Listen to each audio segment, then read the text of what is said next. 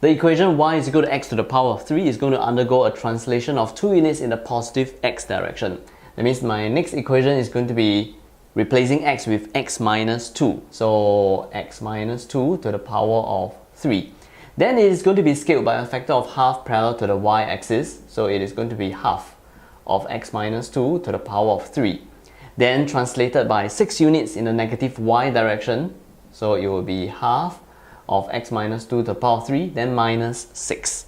And this is fx. We are supposed to find the exact coordinates of where this curve is going to cross the x-axis and the y-axis. For this curve here to cross the x-axis, I'm going to let y be equal to 0. That means it is going to be when half of x minus 2 to the power of 3 minus 6 is equal to 0. So x minus 2 to the power of 3 is going to be equal to 12.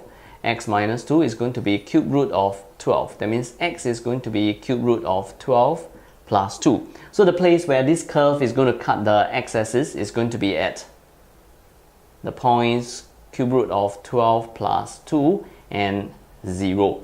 And at the place where it crosses the y-axis, that is when we are going to let x be equal to 0. Letting x be equal to 0, y is half of 0 minus 2 to the power of 3 minus 6. Y is going to be equal to minus 10. So at the position where the curve is going to cut the y-axis, it is going to have a coordinates of 0 and minus 10.